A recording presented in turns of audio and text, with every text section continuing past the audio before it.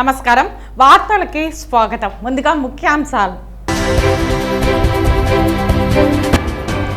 రాష్ట్ర ముఖ్యమంత్రి జగన్మోహన్ రెడ్డి వ్యక్తిగత రాబడిని పెంచుకునేందుకు చూపించిన శ్రద్ధ రాష్ట్ర అభివృద్ధిపై చూపలేదు పేర్కొన్న తిరుపతి తెలుగుదేశం పార్టీ పార్లమెంటు నియోజకవర్గ అధ్యక్షులు నరసింహ యాదవ్ మరియు మాజీ ఎమ్మెల్యే సుగుణమ్మ. మధ్యాహ్న భోజన కార్మికులకు వేతనాలు పెంచి ధరలకు అనుగుణంగా పిల్లల మెస్ బిల్లు పెంచాలి డిమాండ్ చేసిన ఏఐటీసీ జిల్లా ప్రధాన కార్యదర్శి కోదండయ్య, ఏఐటీసీ జిల్లా గౌరవ అధ్యక్షులు నాగరాజు. జగన్ హీరో, చంద్రబాబు జీరో పేర్కొన్న రాష్ట్ర సమాచార శాఖ మంత్రి చెల్లుబోయిన శ్రీనివాస వేణుగోపాలకృష్ణ. ఇక వార్తల్లోని వివరాలు. రాష్ట్ర ముఖ్యమంత్రి జగన్మోహన్ రెడ్డి వ్యక్తిగత రాబడిని పెంచుకునేందుకు చూపించిన శ్రద్ధ రాష్ట్ర అభివృద్ధిపై చూపలేదని ఇటీవల అసెంబ్లీలో జరిగిన బడ్జెట్ విడుదలలో తేటతెల్లమవుతోందని తిరుపతి తెలుగుదేశం పార్టీ పార్లమెంటు నియోజకవర్గ అధ్యక్షులు నరసింహ యాదవ్ తెలిపారు.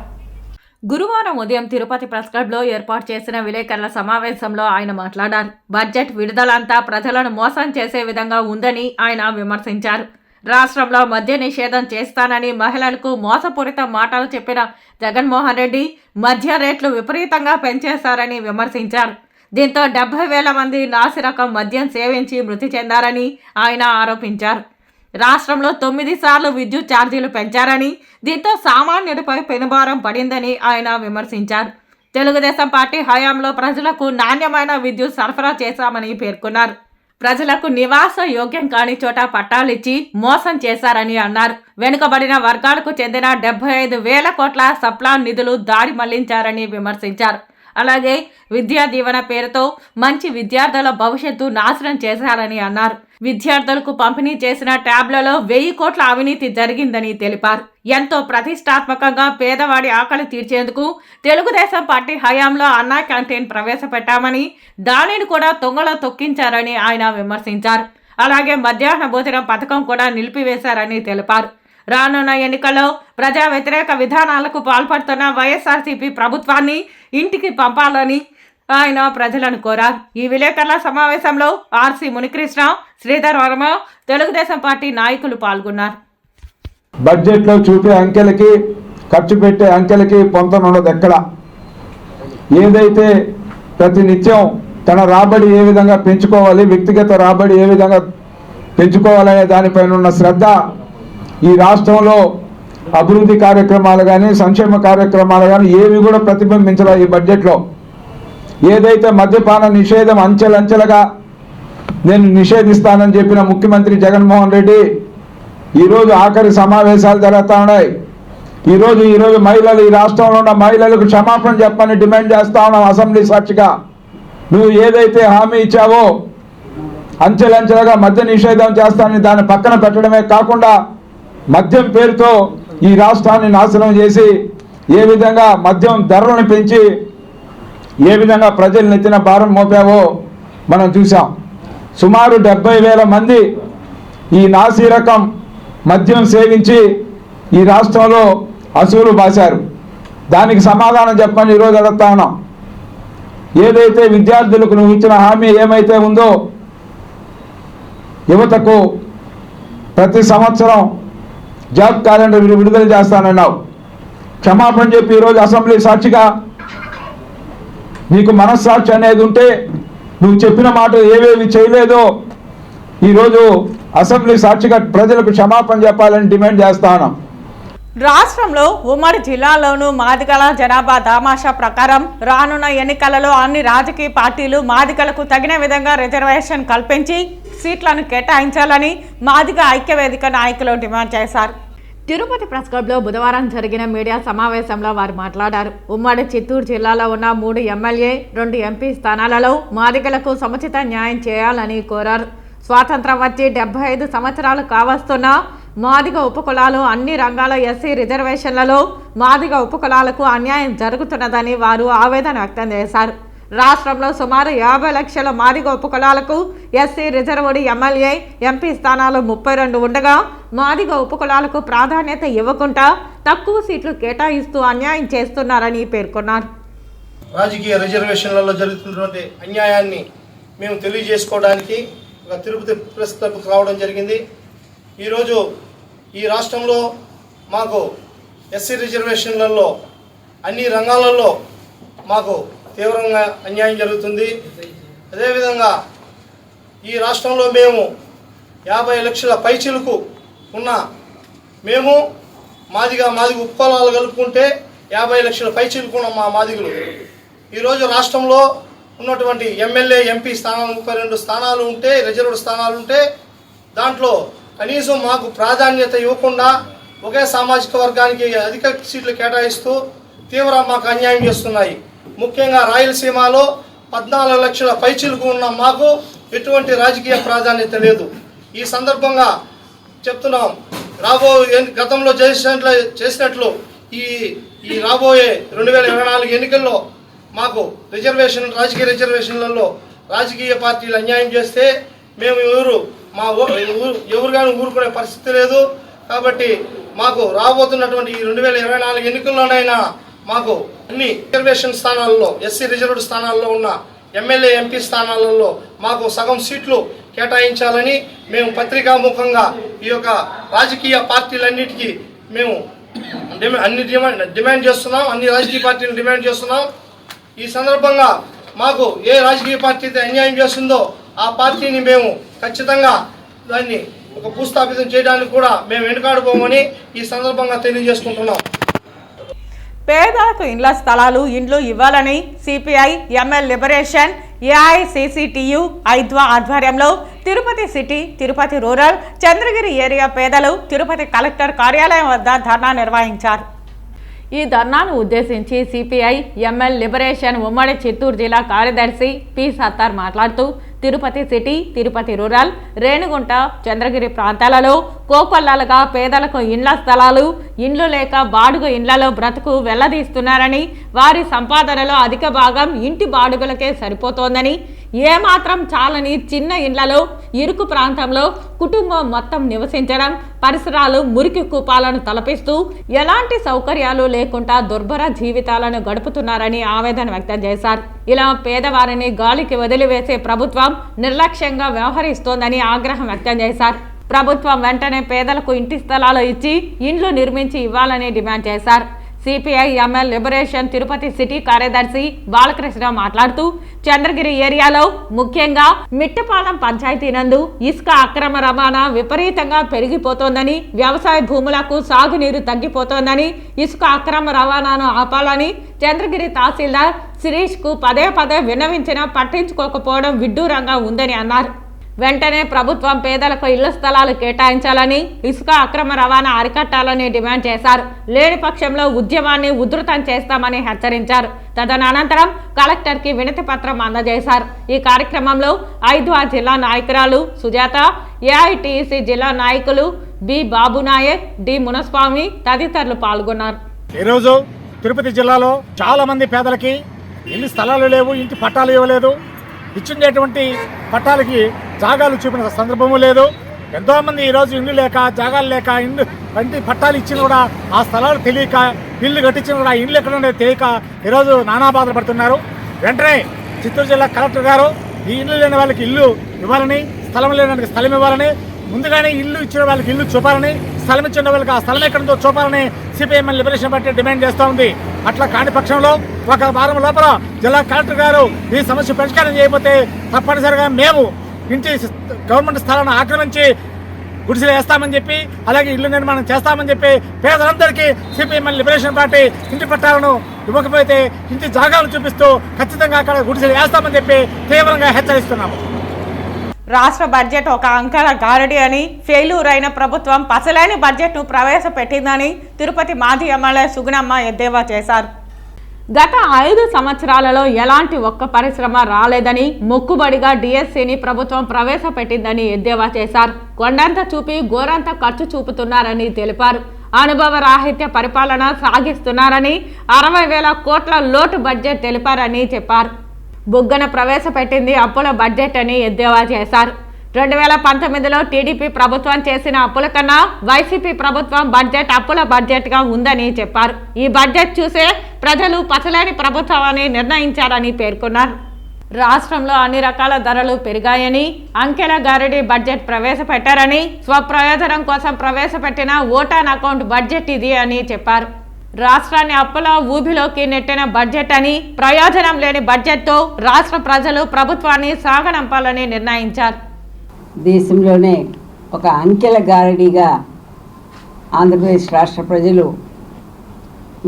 ఆంధ్రప్రదేశ్ రాష్ట్ర బడ్జెట్ను ఇది ఓన్లీ అంకెల గారడీ మాత్రమే, ప్రజలకు ఏ విధమైనటువంటి ఏ వర్గం వారికి కూడా మేలు చేసే విధంగా ఈ బడ్జెట్ లేదని ప్రజలందరూ కూడా ఈరోజు నిరాశతో ఉన్నారు. మనం చూసాం ఈ బడ్జెట్ కానీ ఏ బడ్జెట్ కానీ బడ్జెట్ వస్తుందంటే మనమంతా కూడా ఆశతో ఎదురు చూస్తుంటాం. మనకి ఏమేమి లబ్ధి చేకూరుతుంది ఈ బడ్జెట్ వల్ల, ఈ అంచనాల వల్ల, మరి ఏమేమి మరి రేట్లు కానీ అన్నిటి మీద కూడా మనకు ఒక రాబోయే కాలానికి ఒక అవగాహనతో ఆ బడ్జెట్ని అంచనా వేసుకొని మనం కూడా మన పర్సనల్ బడ్జెట్ను కూడా వేసుకోవడం జరుగుతుంది. అటువంటిది ఈ బడ్జెట్ చూసినటువంటి ప్రజలందరూ కూడా ఈరోజు ఇది మరి ఒక నిరాశ నిస్పృహలకు గురి చేస్తున్నది. ఎందుకంటే ఈ బడ్జెట్ వల్ల మరి మనము సంపాదన అనేది లేకుండా పోతుంది.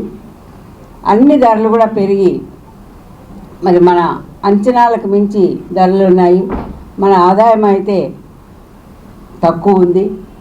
మరి ఈ బడ్జెట్ ఏ విధంగా మనకు ఉపయోగపడుతుంది, ఏ విధంగా ప్రభుత్వం బడ్జెట్లో మనకు సహాయ సహకారాలు అందుతాయి అని ఎదురు చూసేటువంటి బడ్జెట్లో మరి ఏ విధమైనటువంటి ఆశాజనకంగా లేనటువంటి బడ్జెట్, పసలేనటువంటి బడ్జెట్.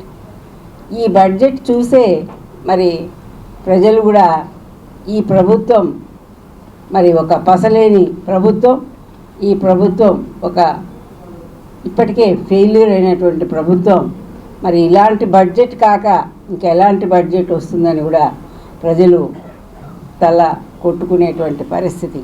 మధ్యాహ్న భోజన కార్మికులకు వేతనాలు పెంచి ధరలకు అనుగుణంగా పిల్లల మెస్ బిల్లు పెంచాలని ఏఐటీసీ జిల్లా ప్రధాన కార్యదర్శి కోదండయ్య, ఏఐటీసీ జిల్లా గౌరవ అధ్యక్షులు నాగరాజు డిమాండ్ చేశారు. మధ్యాహ్న భోజనం కార్మికుల సమస్యలు పరిష్కరించుకుంటే ఈ ప్రభుత్వానికి తగిన బుద్ధి చెప్తామని అన్నారు. ఆంధ్రప్రదేశ్ మధ్యాహ్న భోజనం వర్కర్స్ యూనియన్ ఏఐటీసీ అనుబంధం రాష్ట్ర సమితి పిలుపు మేరకు చిత్తూరు డీఈఓ కార్యాలయం దగ్గర మధ్యాహ్న భోజనం జిల్లా నాయకురాలు జయలక్ష్మి పరిమళ అధ్యక్షతన ధర్నా కార్యక్రమం నిర్వహించారు.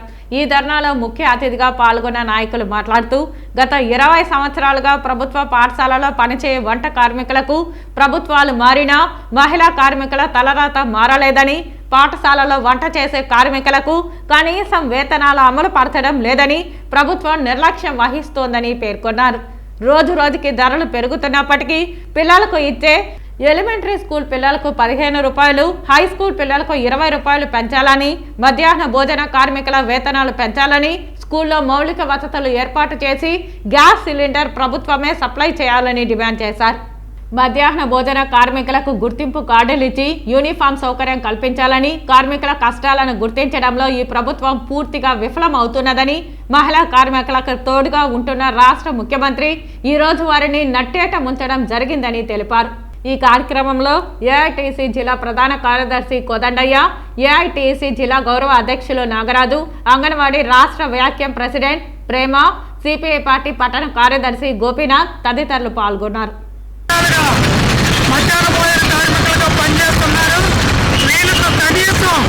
మౌలిక వసతులు కూడా ప్రభుత్వ పాఠశాలలో ఏర్పాటు చేసే దాంట్లో రాష్ట్ర ప్రభుత్వం నిర్లక్ష్యం వహిస్తూ ఉంది. కనీసం ఈరోజు ధరలకు అనుగుణంగా మెస్సులను పెంచే దాంట్లో కూడా పిల్లలకి ఇచ్చే బిల్లులు కూడా కనీసం ధరలకు అనుగుణంగా పెంచాల్సిన బాధ్యత ఈ రాష్ట్ర ప్రభుత్వం ఉన్నప్పటికీ కూడా ఇంతవరకు పెంచడం లేదు.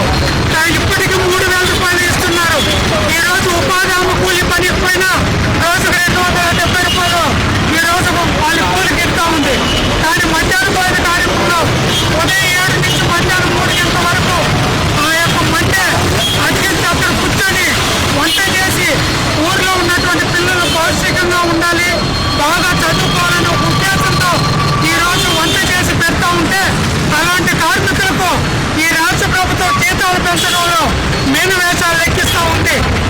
3,000 రూపాయలు నువ్వు ఇస్తున్నావు.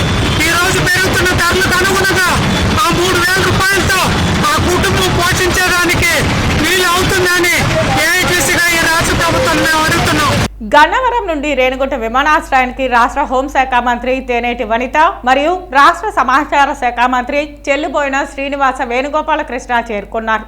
ఈ సందర్భంగా చెల్లుబోయిన వేణుగోపాలకృష్ణ మాట్లాడుతూ జగన్ హీరో అని, చంద్రబాబు జీరో అని చెప్పారు. అనంతరం హోంమంత్రి తేనేటి వనిత మాట్లాడుతూ బీసీలు జగనన్న వెంటే ఉన్నారని, బీసీలు చంద్రబాబు మాయ మాటలు నమ్మే పరిస్థితుల్లో లేరని తెలిపారు. అనంతరం రోడ్డు మార్గాన తిరుపతికి బయలుదేరి వెళ్లారు. నిజం కావాలా, అబద్ధం కావాలా? అబద్ధం ఎన్ని మాటలైనా చెప్తారు. ఈ రెండు మీరే సాక్షులు. చంద్రబాబు నాయుడు ఎప్పుడూ కూడా నిజాన్ని మాట్లాడని, చెప్పింది ఏది చేయడని, ఎన్నికల ముందు ఇచ్చి ఏ హామీని కూడా ప్రజల దగ్గర నిలబెట్టుకోలేదనేది ప్రూవ్డ్. అది 99, 94, 99, 2004 ఆల్ ఫ్రీ అన్నాడు, ప్రజలు నమ్మలేదు, మొత్తం గెంటేశారు. అలాగే 2014లో అనుభవం ఉందన్నాడు, అక్కడ ఒక చిన్న లాజిక్ ఉంది, అనుభవం ఉందన్నాడు. అనుభవం దేనికి ఉంది? మోసం చేయడానికి ఉందని 19 వరకు తెలుసుకున్నారు ప్రజలు. అనుభవం మోసానికి ఉందని ప్రజలు తెలుసుకున్నారు. కాబట్టి నేను ఈ పని చేశాను, నేను చేసిన పనిని ఇంటికి చేరితే నాకు ఓటు వేయమని అడిగే ధైర్యం ఈ రాష్ట్ర చరిత్రలో, దేశ చరిత్రలో ఒక జగన్మోహన్ రెడ్డి గారికి తప్ప ఇంకెవరికి లేదు. చంద్రబాబు నాయుడు అడగలడా? ఇవాళ చంద్రబాబు నాయుడు దుస్థితి ఏమిటి? తెలుగుదేశం పార్టీ ఎందుకు పెట్టారు? తెలుగువాడి ఆత్మగౌరవ రక్షణ, లేదా తెలుగువాడి ఆత్మాభిమాన రక్షణ అని ఎన్టీ రామారావు గారు పార్టీ పెడితే ఇవాళ తెలుగువాడి ఆత్మగౌరవ భక్షణ ఎవరు చేస్తున్నారు? చంద్రబాబు నాయుడు చేస్తున్నాడు. ఒక పొత్తు అన్నాడు పోని పవన్ కళ్యాణ్, మళ్ళీ ఇప్పుడు బీజేపీతో కలవాలంటున్నాడు. జగన్ అన్న ప్రతిపక్షంలో ఉన్నప్పుడు ఏలూరులో బీసీ సదస్సు పెట్టడం జరిగింది. బీసీ గర్జన.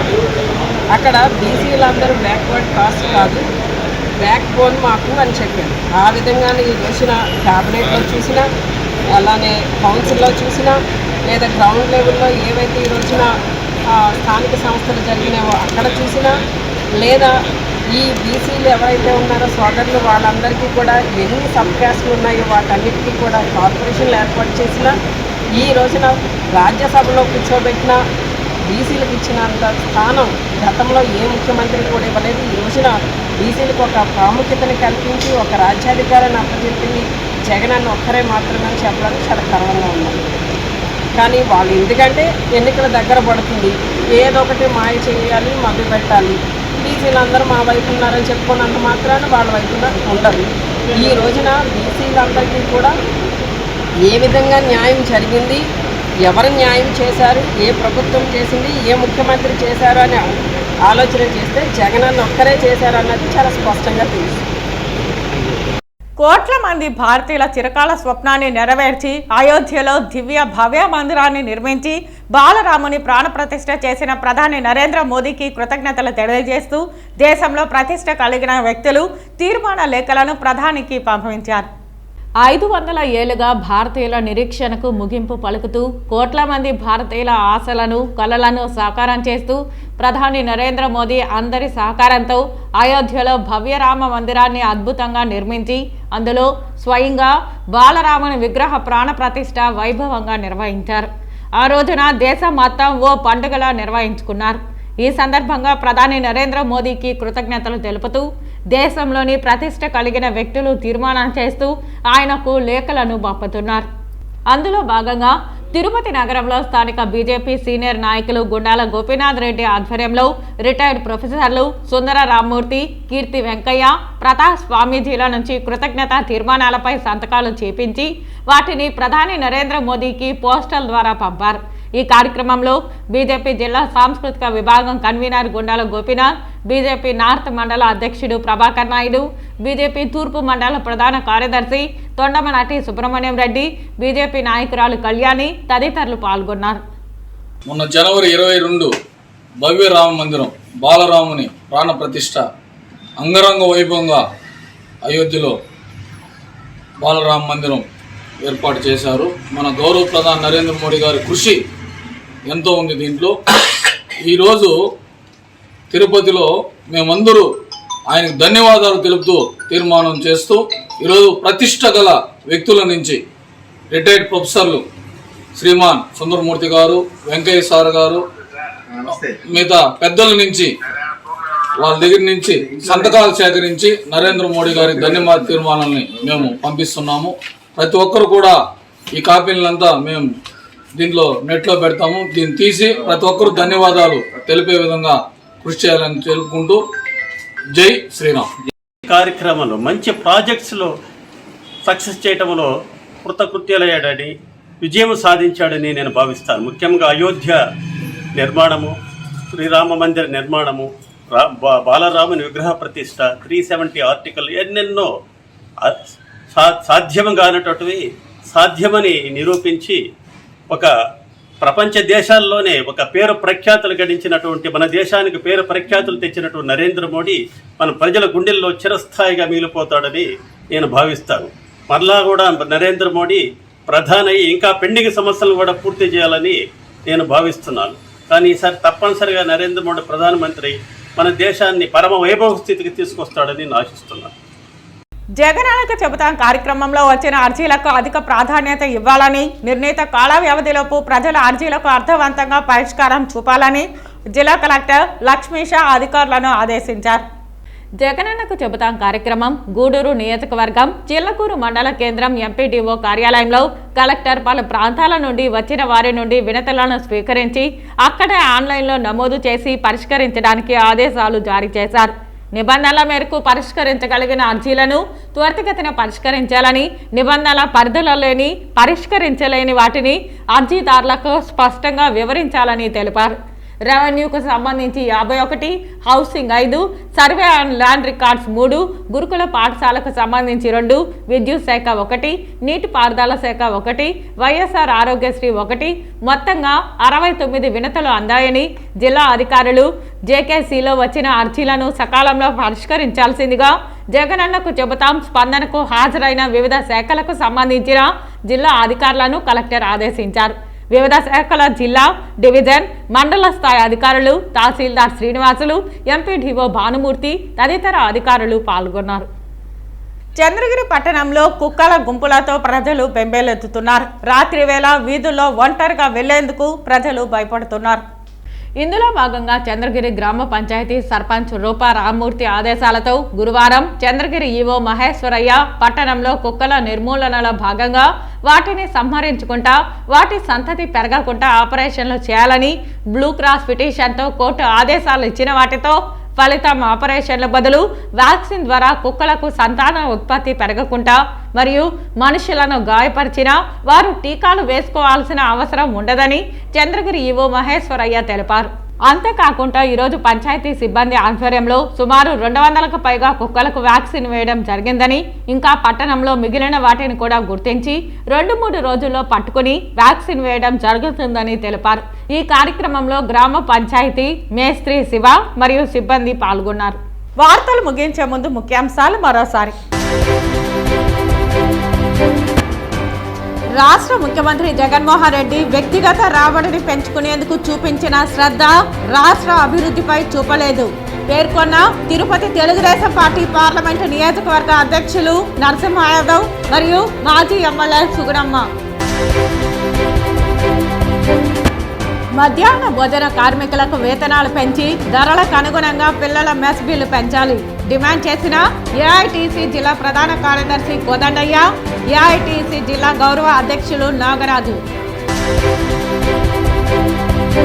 జగన్ హీరో, చంద్రబాబు జీరో పేర్కొన్న రాష్ట్ర సమాచార శాఖ మంత్రి చెల్లుబోయిన శ్రీనివాస వేణుగోపాలకృష్ణ. ఈ వార్తలు ఇంతటితో సమాప్తం. నమస్కారం.